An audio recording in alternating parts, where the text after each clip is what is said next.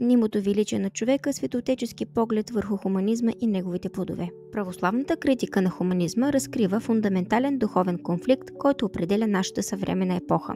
Докато хуманистичната философия издига човека като център на всичко, православното богословие ни напомня, че същинският смисъл на човешкото съществуване се открива единствено в отношение с Бога. Духовните последици на хуманизма са очевидни в съвременното общество, където антропоцентризмът е заместил теоцентризма като доминираща светогледна парадигма. Противоречията на хуманизма стават все по-явни, обещавайки свобода, той често води до духовно робство, предлагайки прогрес, той подкопава моралните устои на обществото. Светотеческото учение за хуманизма предупреждава именно за тези опасности, подчертавайки, че когато човекът се превърне в мярка за всички неща, той неизбежно изгубва истинската си идентичност като образ Божий. Днес ще изследваме идеологическите основи на съвременния хуманизъм и неговите проявления в либерализма, комунизма и феминизма. Ще анализираме процеса на секуларизация и неговите исторически корени, както и предизвикателствата на атеизма, агностицизма и джендерните идеологии от гледна точка на православната антропология. Накрая ще представим православния отговор на тези предизвикателства, основан на автентичното разбиране за човека като образ и подобие Божие. Съвременният свят е изграден върху хуманистични принципи, които през вековете са заменили традиционния религиозен светоглед. Този преход представлява една от най-значимите духовни промени в историята на човечеството, чието последици продължаваме да изпитваме днес. Антропоцентризмът или вярата, че човекът трябва да бъде смятан за център на света, бележи фундаментална промяна в начина, по който възприемаме реалността. Тази философска позиция твърди, че хората имат способността да възприемат истинските качества на обектите без нужда от божествено посредничество. През вековете антропоцентризмът постепенно измества теоцентризма, философската концепция, в основата на която стои разбирането на Бог като абсолютно съвършеното и най-висше битие, източник на целия живот и на всички блага. Драстичната трансформация в светогледа започва по време на Ренесанса, когато се оформя ново философско течение, известно като хуманизъм. За разлика от църковната традиция, която възприема Бога като център на обществения живот, теоцентризъм, хуманизмът поставя човека в центъра – антропоцентризъм. Основата на хуманистичната мисъл се крие в преосмисленето на човешкото съзнание и в активизирането на личната дейност, като човекът се разбира като биологично и социално единство, а не просто като духовно същество подвластно на божествените заповеди. Ренесансът определя нов идеал за човека – телесно здрава, духовно богата, действена личност, за която свободата не е фикция, а реалност. Тази енциклопедична личност трябва добре да познава всички изкуства, да има основни знания за науките, да бъде динамична и да се бори за лично щастие, без да го очаква като Божия благодат. Хуманизмът постепенно се превръща в идеологически фундамент за основните политически и социални движения на модерното време. Хуманизмът е идеологията, залегнала в основите на модерните демократични държави. Той определя либералната демокрация като съвременен хуманизъм или критически хуманизъм, който след историческият опит на тоталитарните режими съчетава липсата на илюзия за човека с убеждението, че човекът е цел на всяко действие. Освен либерализма, хуманизмът е повлиял различни политически движения, от социалната демокрация до различни форми на социализъм и анархизъм. Въпреки разнообразните си влияния и интерпретации, основният принцип на хуманизма остава непроменен – ангажираност към стойността и потенциала на всички човешки същества и вярата, че имаме силата и отговорността да оформяме собствения си живот и света около нас. Феминизмът също се развива като неразделна част от хуманистичното мислене. След философите на просвещението, които отварят пътя, следват жените от Френската революция, английските суфражетки и други активистки, които се борят за освобождението на жените. Православната перспектива обаче проблемът е, че тези движения често отхвърлят богоустановените морални норми. Мирогледният гръбнак на съвременната идеология на глобализма е хуманистичната представа за абсолютното достоинство на човека и съществуването на универсални общочовешки ценности. Православното богословие отбелязва с тревога, че към тези общочовешки ценности биват причислявани не само духовно-нравствени ориентири, общи за всички религии, но и множество спорни от религиозна гледна точка идеи, вкоренени в либерално-хуманистичния морал. От гледна точка на хуманистичния морал, единственият ограничител на свободата на човека е свободата на другите хора. Нравствено е това, което не вреди на интересите на другите. Безнравствено е това, което ощетява тяхната свобода. Тук се проявява фундаменталната разлика с религиозната традиция, която се гради върху представата за абсолютния, т.е. богоустановения нравствен закон и за нарушаването му наречено грях. Историята на човечеството многократно е демонстрирала утопичността и пагубността на онези хуманистични теории, които са изградени върху отричането на традиционните ценности, отхвърлянето на религиозния идеал и низвергването на богоустановените морални норми.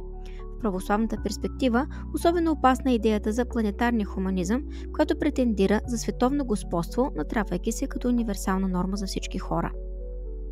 Процесът на секуларизация представлява отдалечаване на обществото от духовните истини, което се проявява в различни исторически епохи и продължава да трансформира отношението между човека и Бога.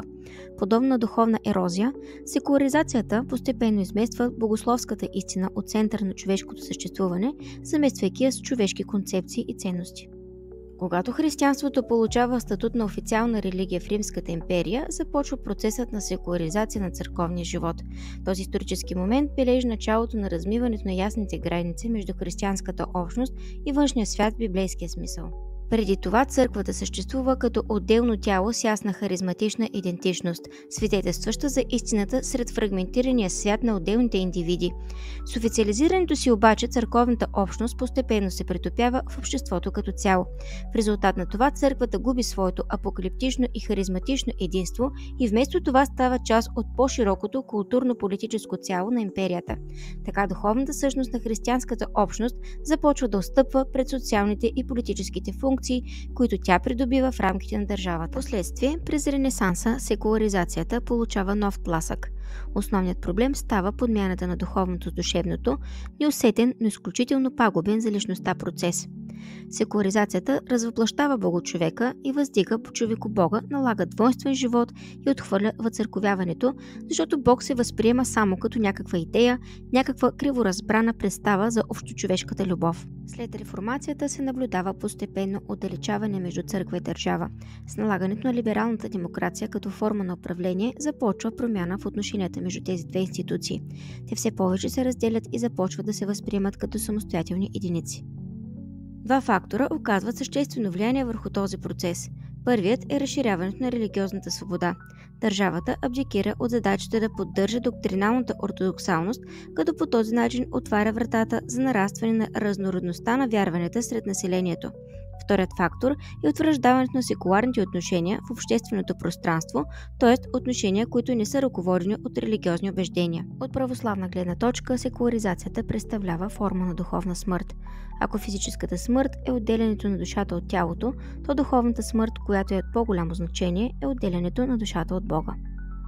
Както обяснява свети апостол Павел, човек без Христос е духовно мъртъв и отстранен от Божия живот. Човек, подобно на Адам, който се крие в градината, е изолиран от Бога. Когато се родим отново, духовната смърт се обръща и съживи вас, когато бяхте мъртви чрез вашите престъпления и грехове. Секуларизацията предизвиква криза на идентичността, когато същността на църквата, истината за общението на лицата и троечният начин на съществуване все по-често се възприема като ограничено религиозно учение с практическа утилитарна цел. Вместо да бъде жива и преобразяваща истина, това учение се свежда до етичното коригиране на индивидите в обществото.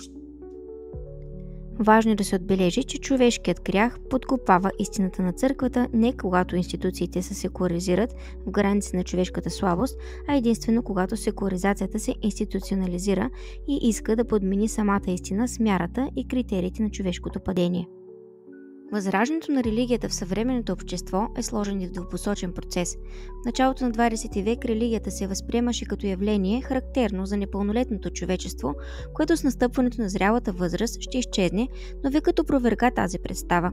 Това ни дава основание да вярваме, че въпреки дълбоката секуларизация, духовното възраждане винаги остава възможно чрез завръщане към истинските богословски корени. В отсъствието на Бога, атеизмът и агностицизмът предлагат своя алтернатива на православното разбиране за човека, но тези мирогледи носят сериозни последици за човешката душа и съзнание.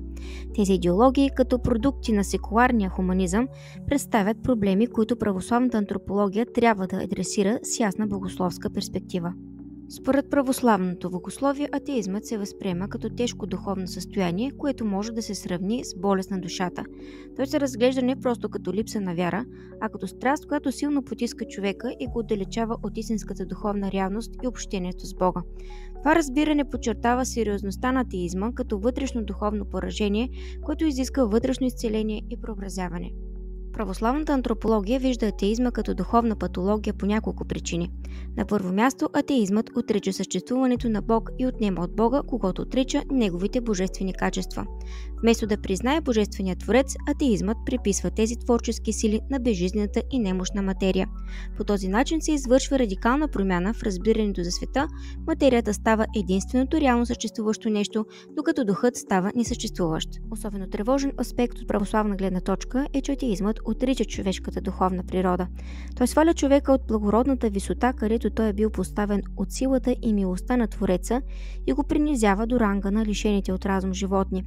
В същността си той е отрицание на човека като образ Божий, основополагащ принцип на православната антропология. Накрая, атеизмът отнема вярата, надеждата и любовта от света, тези източници, даряващи живот и истинско щастие на човека.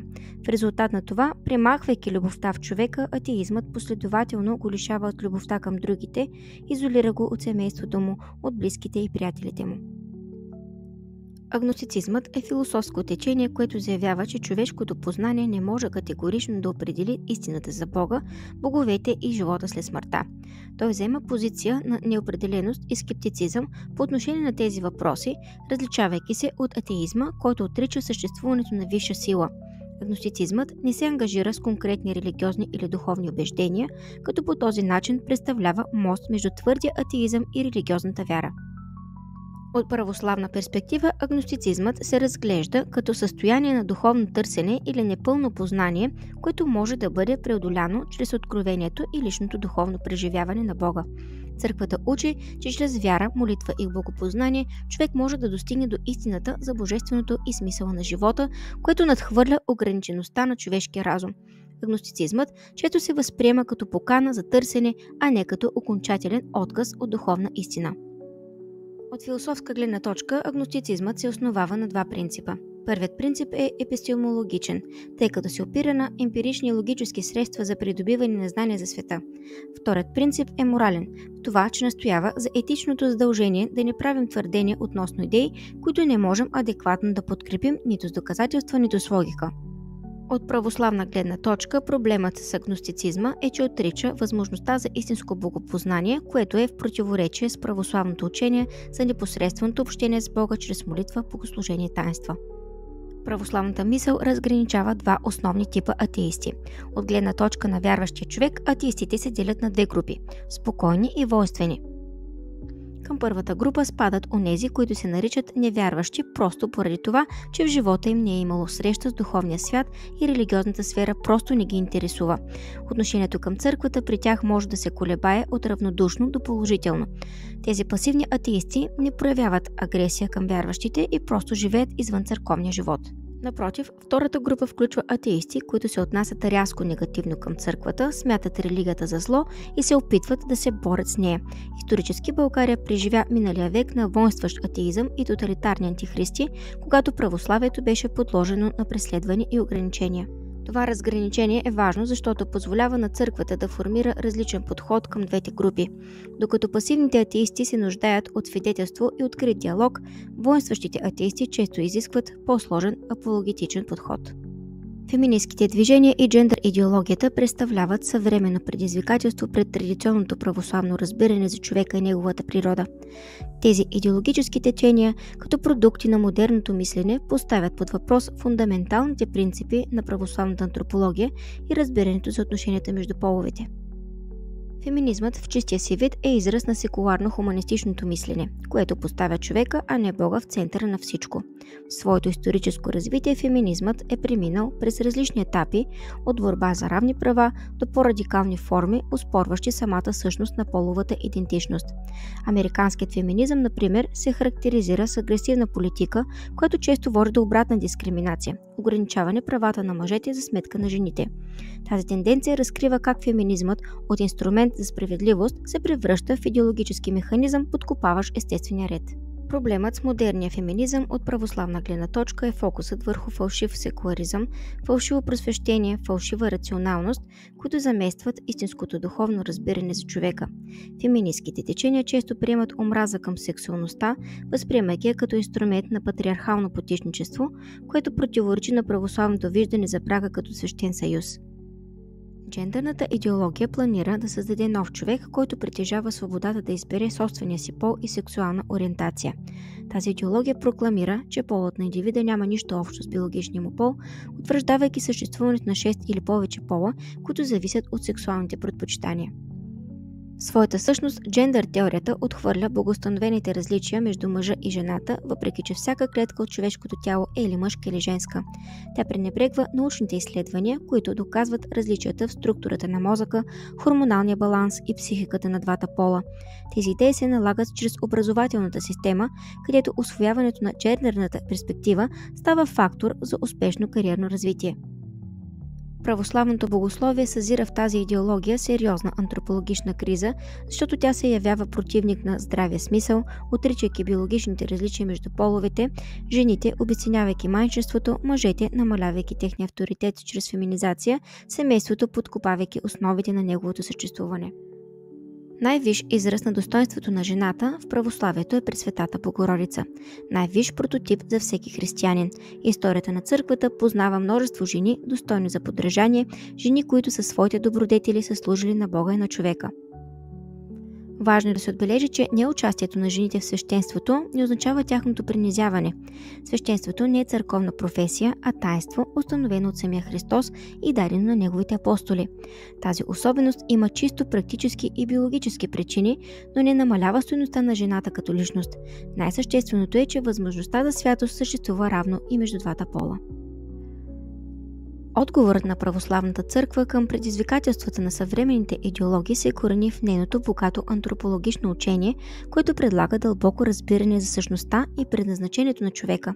За разлика от хуманистичните възгледи, които издигат човека като независим център на реалността, православието представя цялостна визия за човешката природа в нейното отношение с Твореца. Основен принцип в православното учение за човека е възприемането му като създаден по образ и подобие Божие. Да сътворим човека по наш образ и подобие. Четем Битие, глава 1, стих 26.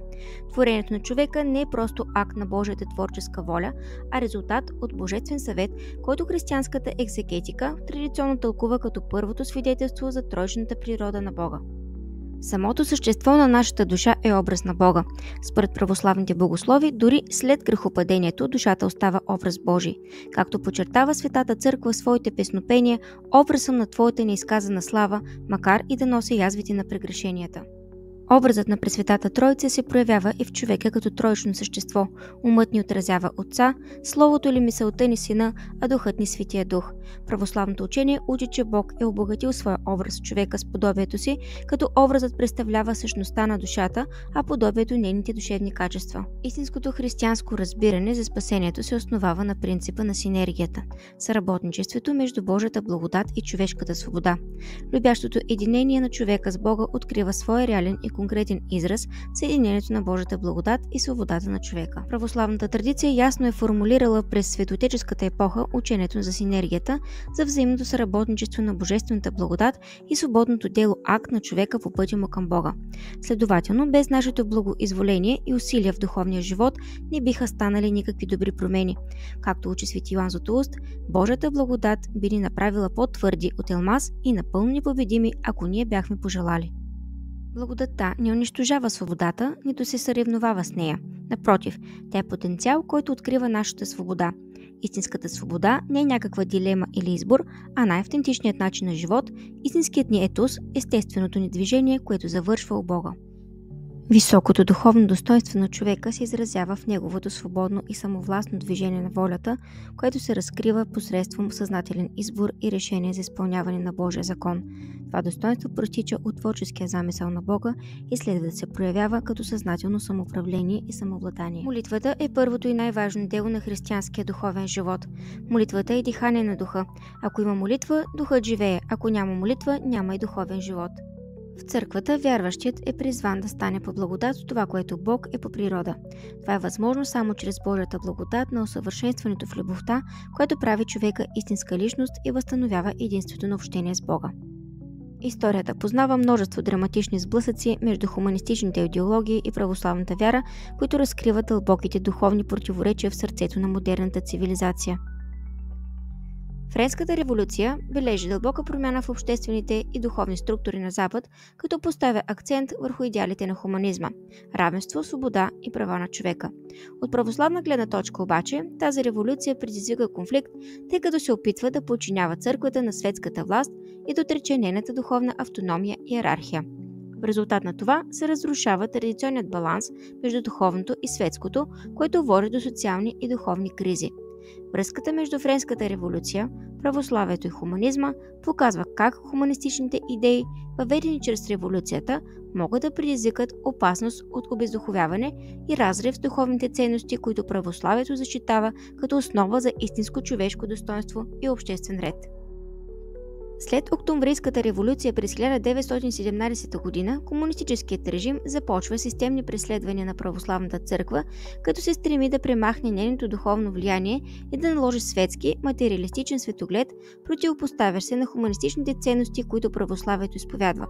Тези репресии, при които хиляди свещеници и вярващи биват убивани и затваряни, отразяват сблъсъка между хуманистичната визия за човека като образ и подобие Божие с неговото духовно достоинство и идеологията на безбожния режим, който отрича духовната природа и ценност на човешкия живот. Православието, като носител на истинския хуманизъм, продължава да утвърждава достоинството на човека в пълнотата на неговото духовно призвание, противопоставяйки се на всяка форма на потисничество и обезчовечаване. Днес воинстващият секуларизъм в Европа представлява своеобразна псевдорелигия със собствени вероучителни постановки, нравствени норми и символика. Подобно на комунизма, той претендира за светогледен монопол и не понася конкуренция. Особено тревожни са опитите за подмяна на християнството с окултни псевдохристиянски заместители, които представляват духовна заплаха. Тази подмяна се изразява и в религиозен синкретизъм, който всъщност е бъдещата религия на Антихриста. Разгледаните до тук аспекти ясно показват, че хуманизмът и православието представляват две коренно различни антропологични парадигми. Докато хуманизмът издига човека като независима мярка за всички неща, православното богословие категорично утвърждава, че истинската човешка идентичност може да бъде открита единствено в отношение с Бога. Несъмнено тази фундаментална разлика обяснява дълбоките противоречия между тези две мирогледни системи. Видяхме как хуманистичната философия постепенно е заменила теоцентризма с антропоцентризъм, станала е основа за развитието на либерализма, комунизма и феминизма и последователно е подкопала традиционните религиозни ценности.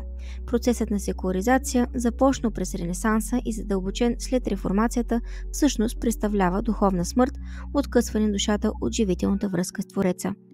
Атеизмът и агностицизмът, разгледани през призмата на православната антропология, се явяват своеобразни душевни заболявания, отричащи същностната духовна природа на човека. Същевременно феминизмът и джендър идеологията подкопават богоустановения ред, отхвърляйки естествените различия между половете и разрушавайки основите на традиционното семейство. Православната антропология предлага цялостен отговор на тези предизвикателства. Тя представя човека като образ и подобие Божие, призван към обожение чрез енергията между Божията благодат и човешката свобода. Следователно, спасението на човека не се постига чрез отричане на Бога и издигане на човешкия разум като висша инстанция, а чрез смирено приемане на богоустановения ред. Историческите примери за сблъсъка между хуманизма и православието от Френската революция до болшевишките гонения недвусмислено разкриват разрушителните последици от отхвърлянето на Бога. Безспорно, съвременните форми на духовна подмяна представляват продължение на този многовековен процес. Накрая, православното богословие ни напомня, че истинската човешка свобода не се състои в отхвърлянето на Бога и Неговите заповеди, а тъкмо обратното – в освобождаването от робството на греха и възстановяването на богоподобната ни природа. Затова, вместо да търсим спасение в хуманистичните идеологии, трябва да се обърнем към автентичното християнско разбиране за човека, което единствено може да ни разкрие истинския смисъл и достоинство на човешкото съществуване.